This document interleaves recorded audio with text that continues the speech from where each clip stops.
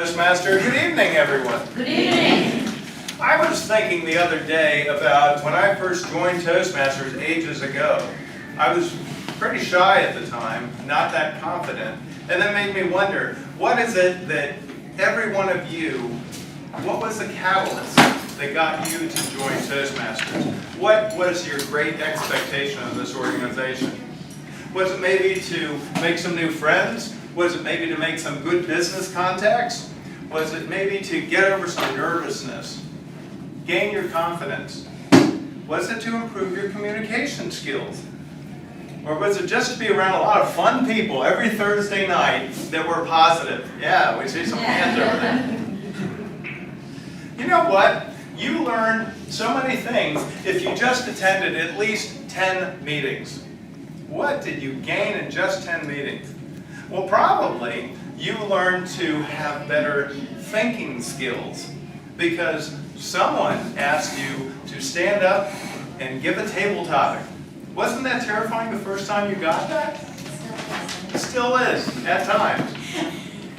But it gets you to think on your feet, and this helps you in your daily life too.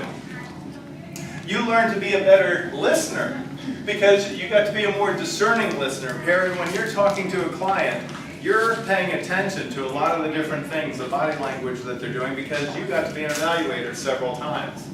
Even if you've never evaluated in 10 meetings, you've experienced at least 20 evaluations or so.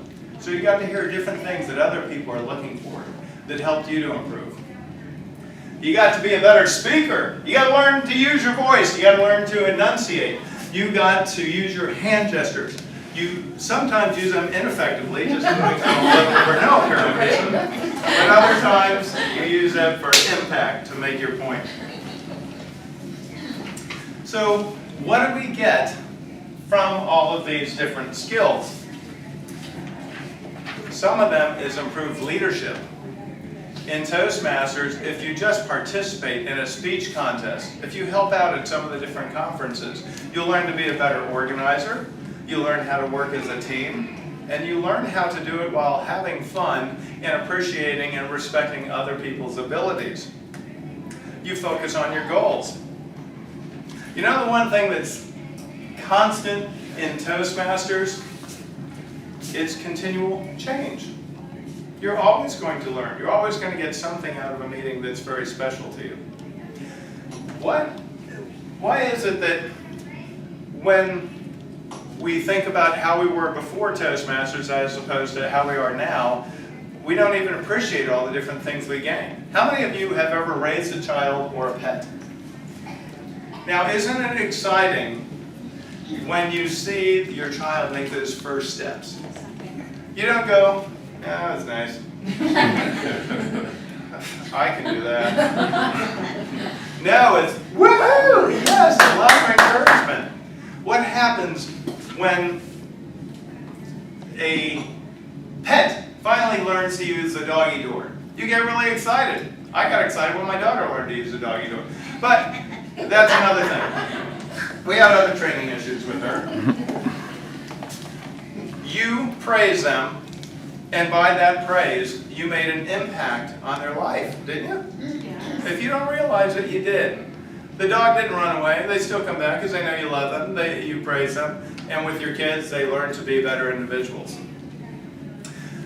Above and beyond, what I mean by that is going above and beyond our club.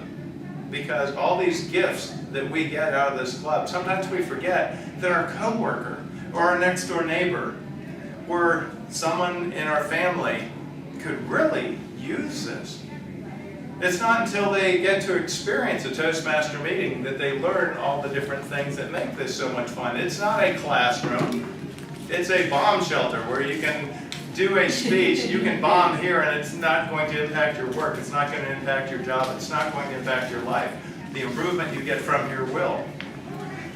What I'm talking about tonight, about going above and beyond the club, is opportunities that are out there for you right now. One brand new opportunity that's going to take place this Saturday morning is a brand new club that's starting in, I didn't even know it was called Sodo, south of downtown south of downtown Orlando, SoDo. Okay, cute little community. They've got so much activity going on there, but until you get down there, you don't realize everything that's going on.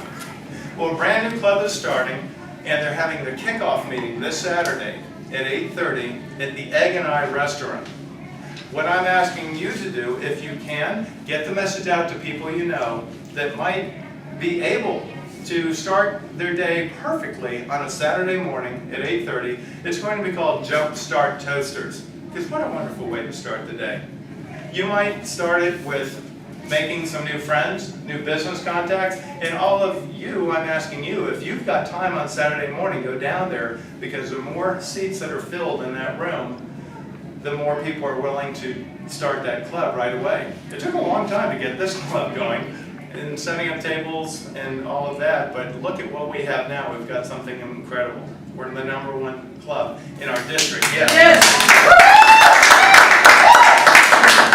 So if you have a chance to go down there, and I've got a few of these flyers that whoever's willing to put one of these up at their work, they're little tear-off tabs that tell the time and date.